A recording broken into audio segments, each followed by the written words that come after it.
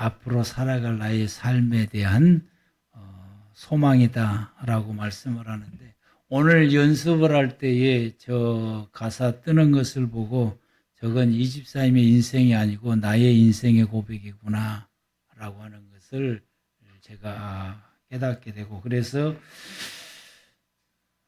목양실에 들어가서 한참 동안 마음이 먹먹해지더라고요.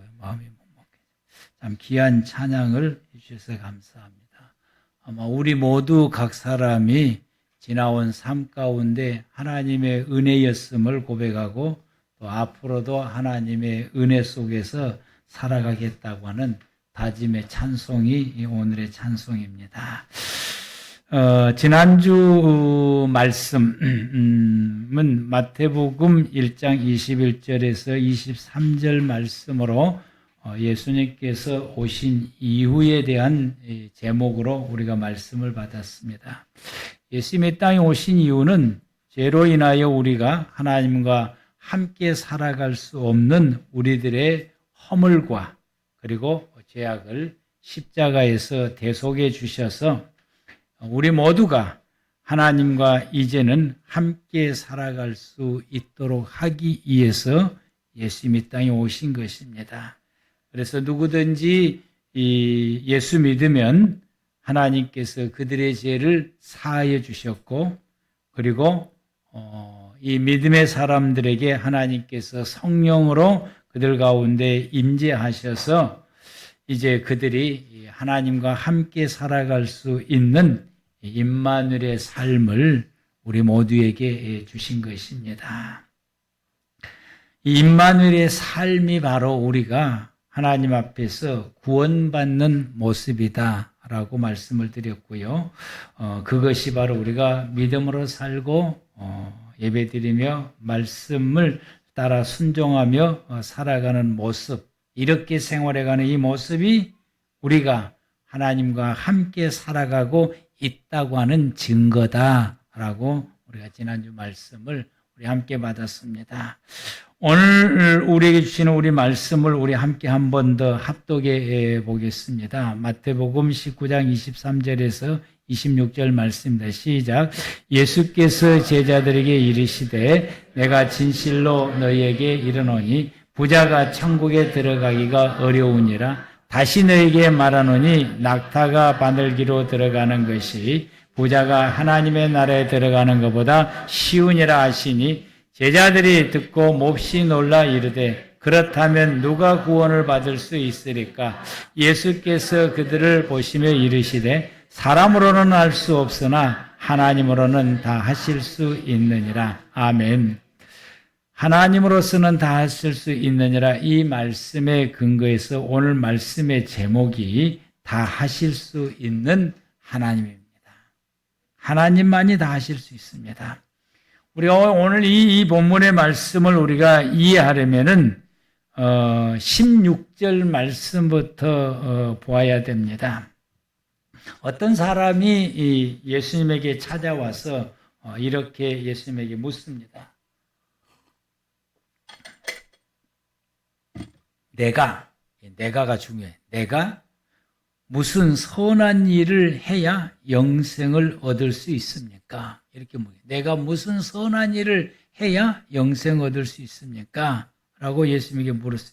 그랬더니 예수님께서 대답하시기를 계명을 지키라. 이렇게 말씀했어요. 내가 생명, 영생 얻으려면은 계명을 지키라. 라고 말씀을 합니다. 예수님께서 그 계명 지키는 것이 가장 기본적이고 또 사람과 관계에서 지켜야 할 계명 중에서 10계명 중에서 5계명부터서 10개, 10번째까지 계명을 지키라고 말씀을 합니다.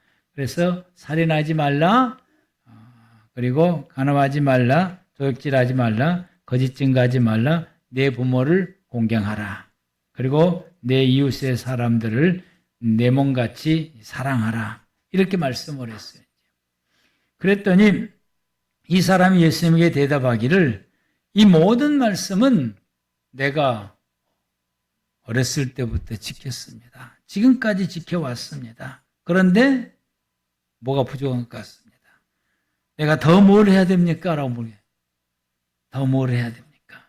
그랬을 때 예수님께서 말씀하시기를 21절 다 같이 시작. 예수께서 이르시되 내가 온전하고자 할진대 가서 내 소유를 팔아 가난한 자들에게 주라. 그리하면 하늘에서 보화가 내게 있으리라. 그리고 와서 나를 따르라. 아멘. 그래?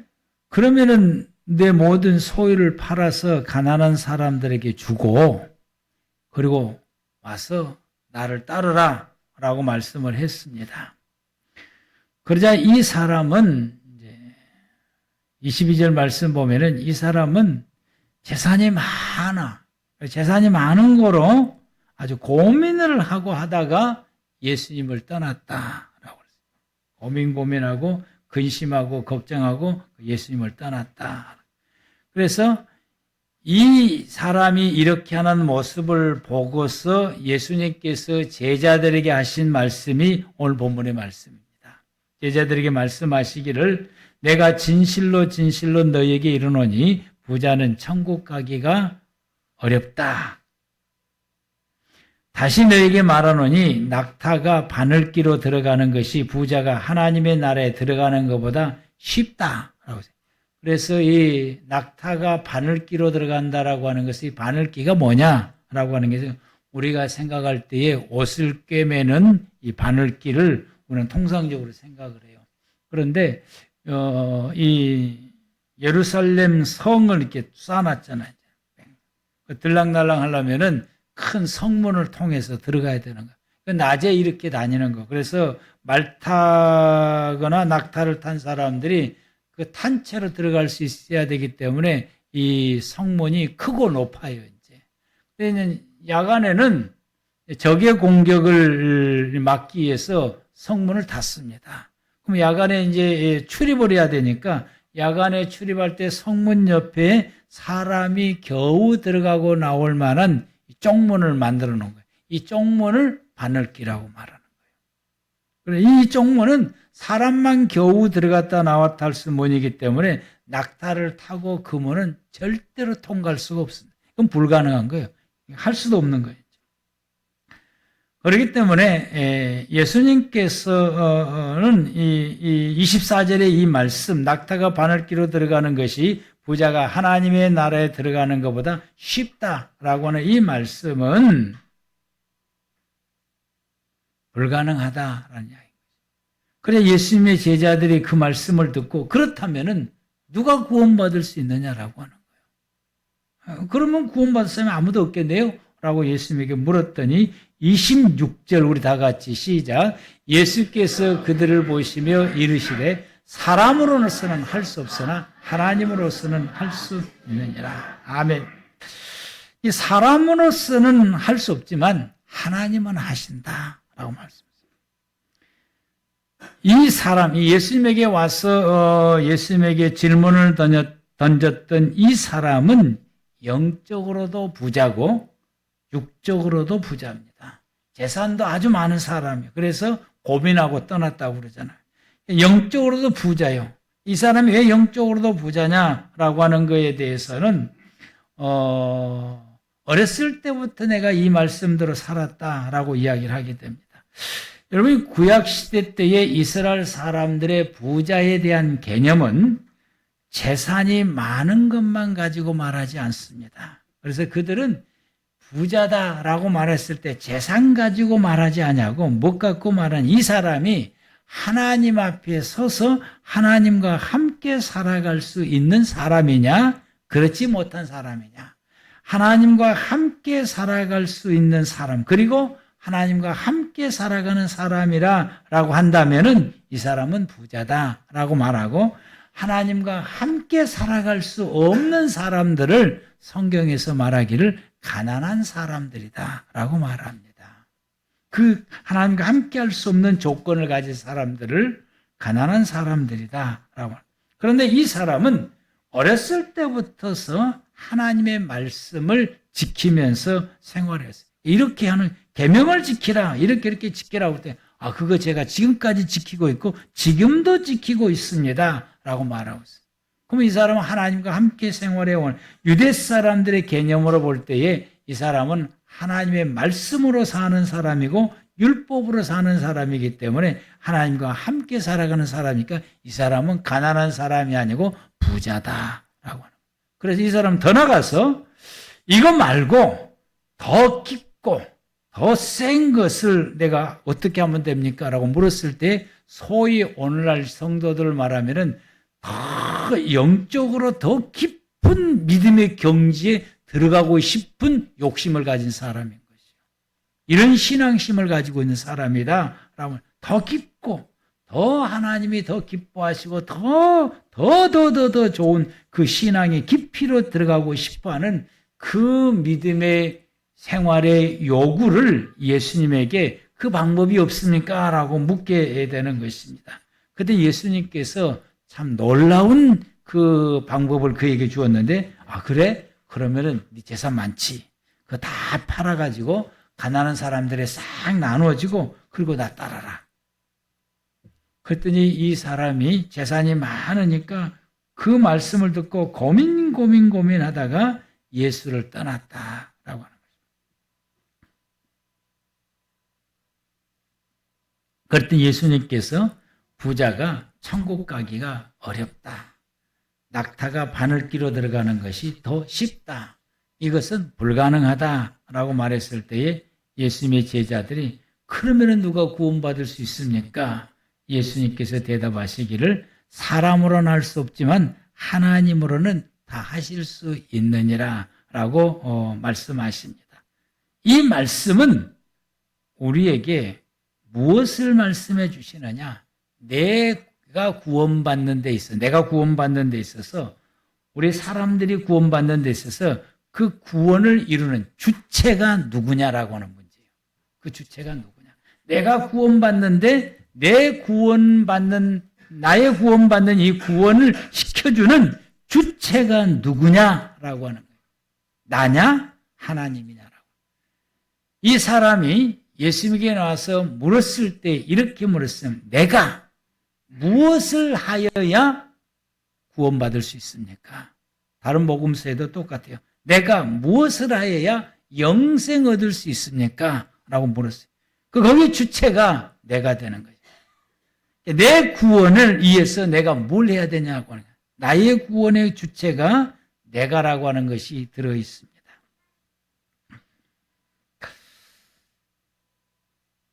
내 힘으로 천국 가려면 뭐 해야 됩니까? 라고 하는 물음인 것이죠. 우리 성도님들에게 가끔가다 물어요. 오늘 밤 돌아가시면 구원받을 수 있는 확신하십니까? 그러면 대답을 꺼려 합니다. 왜냐하면 내가 한 것이 없으니까. 내가 생각할 때도 내 구원을 위해서 내가 특별히 뭘 했다라고 자신 있게 하나님 앞에 말할 수 있는 것이 없으니까 글쎄요. 머리를 긁는다든지 고민을 한다든지 이런 행동을 우리가 취하게 된다. 여러분, 그 우리의 착각입니다. 나의 구원을 이룬 데 있어서 그 주체가 우리가 나라고 생각하기 때문에 고민을 하는 것이죠. 구원받을 수 있습니다. 라고 자신 있게 대답을 못하는 것이 내 구원의 주체가 나라고 생각. 그래서 내가 뭐가 한 것이 없어요. 그러니까 구원에 대해서 자신을 못 갖는 거죠. 내가 무엇을 해야 구원받는다고 하는 것은 이 생각 자체를 오늘 본문에서는 예수님께서 아니다라고 대답한 것입니다. 부자가 천국 가기가 어렵다라고 하는 말씀은 사람은 자신의 힘으로 구원받는 것은 불가능하다. 그것은 있을 수 없는 일이다. 사람의 힘으로는 구원받는 일이 있을 수 없고 네 힘으로 너 자신을 구원시키는 것은 불가능하다라고 말씀해. 그건 누구만이 하실 수 있느냐? 하나님만이 하실 수 있다. 아멘. 하나님만이 하실 수 있다. 그래서 26절에 사람은 할 수 없다라고 말씀하시고 하나님이 하실 수 있다라고 말씀하십니다.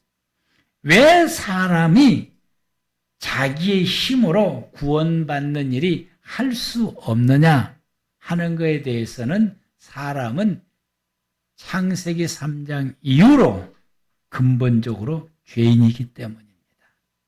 왜 사람이 내가 내 구원에 이룰 수 있는 내가 할 수 없는 것이 왜 할 수 없느냐? 난 죄인이기 때문에 할 수 없는 거죠. 만약에 사람이 자기의 힘으로 천국 갈 수 있는 것이 0.00001%라고 있다고 한다면 이 땅에 예수님이 오시지를 않습니다. 오실 필요가 없는 거예요. 왜? 그 0.001 그것 가지고 너 자신을 구원할 수 있기 때문에.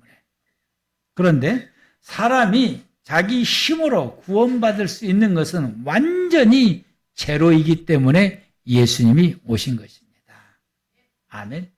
예수님이 이 땅에 그래서 그 예수님께서 오셔서 우리의 죄를 십자가에서 대속해 주시게 되었고, 그래서 우리가 구원받는 이 일, 영생 얻는 이 일은 오직 하나님의 영역이고 오직 하나님께서만 가능한 일인 것이고 하나님이 해 주셔야 그것이 이루어지게 됩니다. 사람이 할 수 없으니 우리 사람은 할 수 없으나 하나님으로서는 하실 수 있다라고 예수님께서 말씀하신 것은 사람으로는 불가능하고 그건 있을 수 없는 일이고 오직 하나님께서만 사람의 구원을 이룰 수 있느니라라고 예수님이 말씀하신 것입니다. 사람으로서는 불가능하기 때문에 예수님이 이 땅에 오신 것이고요. 사람으로서는 불가능하기 때문에 예수님께서 우리의 모든 죄를 십자가에서 대속해 주신 것이다.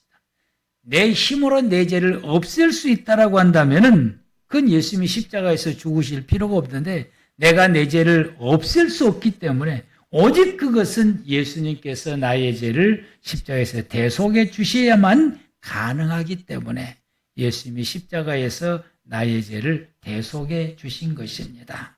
사람으로서는 영생을 얻을 수 있는 그 방법이 없기 때문에 예수님께서 부활하셔서 우리의 첫 열매가 되어주시고 예수님이 땅에 오실 때 우리로 하여금 부활하게 하셔서 우리로 하여금 영생 얻을 수 있는 길을 열어주신 것입니다.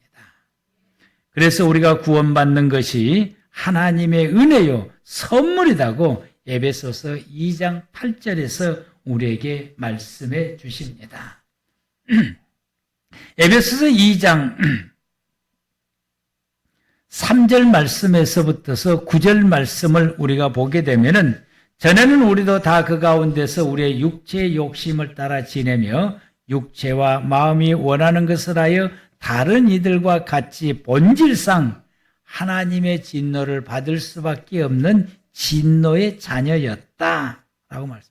우리는 본질상 하나님의 진노를 받을 수밖에 없고 우리의 죄를 용서받을 수 있는 길이 없고 우리는 지옥의 형벌을 받을 수밖에 없는 우리들이었는데 4절 말씀에 긍휼이 풍성하신 하나님이 우리를 사랑하신 그 큰 사랑으로 인하여 하나님의 그 큰 사랑은 예수님이 땅에 보내주시고 예수님께서 우리의 죄를 십자가에서 대속해 주신 것을 담고 있는 이 말씀이 하나님의 그 크신 사랑입니다.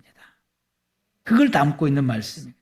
그래서 허물로 죽었던 우리를 그리스도와 함께 살리셨고 너희는 은혜로 구원을 받은 것이라. 아멘.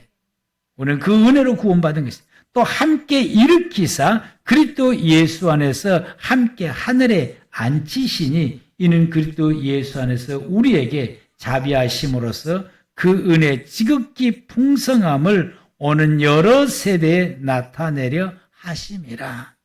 예수님의 시대 때 사도들뿐만 아니라 예수님이 재림하는 그때까지 오는 모든 세대, 모든 사람들에게도 동일하게 이 구원의 은혜가 예수님을 통해서 이루게 하셨다는 말씀입니다. 너희는 그 은혜로 의하여서 믿음으로 말미암아 구원을 받았으니 이것은 너희에게서 난 것이 아니요. 우리의 구원받는 것은 나에게서 난 것이 아니요 하나님께서 우리에게 주신 선물이고 은혜다라고 말씀. 아멘. 선물. 행위에서 난 것이 아니니 이는 누구든지 자랑하지 못함이라. 구원은 하나님께서 이루어 주신 은혜입니다. 이건 불변할 수 없는 만고의 진리입니다. 나의 구원은 하나님께서 이루어 주신 거예요. 내가 구원받을 수 있었던 건 하나님께서 이루어 주셨기 때문에, 예수님께서 이 땅에 오셔 십자가에서 죽으시고 부활하심으로 이루셨고, 믿는 자들에게 성령님이 오셔서 우리에게 이루어 주시고 유지시켜 주시고 있습니다. 그래서 은혜인 것입니다. 내가 구원받는 것은 내 힘으로 구원받는 것이 아니고 하나님의 은혜입니다. 하나님이 내게 주신 선물입니다. 에베소 2장 8절에서 우리에게 분명하게 말씀해 주셨습니다.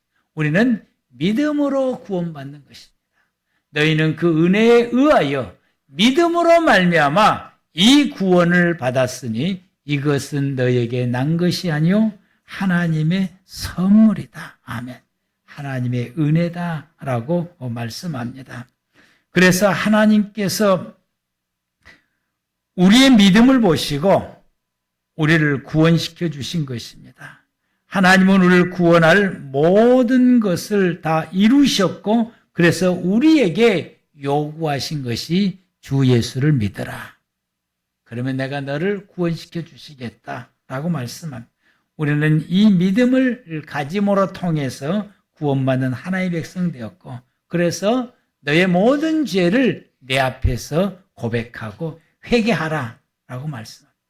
그래서 우리는 우리가 죄와 허물을 하나님 앞에 매일같이 회개함으로 그 죄 사함을 입어서 하나님과 함께 살아갈 수 있는 은혜를 입었고, 현재 우리 모두가 하나님과 함께 살아가고 있습니다. 이것이 믿음이요, 이것이 믿음으로 생활하는 소위 신앙생활입니다. 우리가 살아가고 있는 우리의 생활입니다. 신앙생활을 잘해야 구원받는 것이 아니라 구원받은 사람들이 살아가는 생활이 신앙생활인 것입니다. 그런데 이 신앙생활을 잘해야 구원받는 것이 아니라 이 신앙생활을 잘해야 하나님께서 내게 구원해 주셨던 그 구원을 계속해서 유지하며 지킬 수가 있는 것입니다. 신앙생활을 잘못하면 하나님이 나를 구원해 주셨던 그 구원을 잘 유지를 못하게 되고, 그걸 잘 지키지를 못하게 되고, 그리고 그 믿음이 우리에게 성장이 되지를 못하게 됩니다. 우리가 믿음을 지키고 믿음을 잘 성장시켜서, 그리고 우리의 모습이 더 하나님을 닮아갈 수 있도록 하게 하는 것이 우리의 신앙의 생활인 것이에요. 더 하나님을 닮아갈 수 있어요. 그게 우리의 신앙생활인 거죠. 그 신앙의 생활은 우리가 하나님 안에서 이웃과 더불어서 예배 생활과 그리고 말씀을 따라서 생활하는 것이 우리의 모든 신앙생활의 전부라고 말할 수 있어요. 구체적으로는 다양하지만 그게 전부라고 할 수 있습니다. 그런데 우리가 이렇게 하나님 안에서 이웃과 더불어서 오직 하나님께 예배드리고 오직 주시는 그 주의 말씀을 온전히 그 말씀을 따라 우리가 생활해가는 이 신앙생활을 잘 하려면은 성령의 하나님이 도와주셔야 가능합니다. 성령의 하나님이 나를 도와주지 않으시면은 오늘 현재 우리가 생활해가는 이 신앙생활을 제대로 하지를 못하게 되는 것이죠. 성령의 하나님이 도와주실 때에 점점점 우리가 믿음이 확고해지고 그 믿음이 더 성숙되어지게 되고 우리의 모든 생활이 성경적인 생활로 살아갈 수 있도록 우리가 변화가 되고 더 나아가게 되고 더 깊은 이런 믿음의 생활을 성령의 하나님이 도우실 때에 나아갈 수 있습니다. 그래 더 변화되고 더 하나님의 사람이 되고 더 하나님을 닮아가고 더 성경의 말씀의 점점 퍼센트를 높여가면서 생활을 할 수 있는 것이 우리의 신앙의 생활인데, 그 신앙의 생활을 잘하려면 성령의 도우심이 있어야 돼요. 그러므로 우리의 신앙의 생활도 하나님의 은혜인 것입니다. 그래서 우리가 저분보다 내가 조금 더 신앙생활 잘하고 있구나. 저분보다 내가 조금 더 잘하고 있구나. 저분보다는 내가 조금 떨어지고 있구나. 그래서 현재 내가 이 신앙생활 이렇게 점점점 나아지는 신앙의 생활을 살아가는 이 모든 것도 하나님의 은혜요, 하나님의 선물입니다. 하나님이 도와주지 않으시면은 우리의 모든 신앙의 생활이 성장되고 더 지키고 더 나갈 수가 없는 것입니다. 하나님께서 아담에게 에덴 동산을 주신 것이요. 에덴 동산의 생활은 소위 지금 우리가 생활해 가고 있는 신앙의 생활이라고 말할 수 있어요. 저와 여러분들이 신앙의 생활을 살아가고 있는 것은 하나님께서 아담에게 에덴 동산을 주시면서 살아가게 하신 것처럼 하나님이 우리에게 믿음의 생활을 살아갈 수 있도록 우리에게 에덴 동산을 주신 것입니다. 주시면서 창세기 2장 15절 말씀에 여호와의 하나님이 그 사람을 이끌어 에덴 동산에 두어 그것을 경작하며 지키게 하시고 라고 했어요. 하나님이 우리에게 신앙의 생활을 살아갈 수 있도록 삶을 우리에게 주셨어요. 그러면서 우리에게 말씀하십니다. 이제 이것을 지키라. 믿음의 생활을 지키라. 그리고 그것을 경작해라. 더 성장하고 더 성숙하고 더 나아질 수 있도록 경작하라 라고 말씀하십니다. 그러면서 우리에게 성령을 주셔서 그 성령의 하나님이 우리를 도와주셔서 믿음을 지키게 하시고 그리고 그 믿음이 더 성장하고 성숙할 수 있도록 우리를 도와주십니다. 성령의 하나님의 도우심을 매일매일 받으면서 여러분의 믿음을 지키시고 그리고 여러분의 믿음이 더 성장하고 성숙해서 세상 모든 사람들이 여러분을 볼 때에 하나님을 보는 것 같다. 이 마음이 들 수 있도록 우리 모두가 성령의 도우심으로 이 믿음 생활을 잘하는 저와 여러분들 되기를 축복합니다. 기도하겠습니다.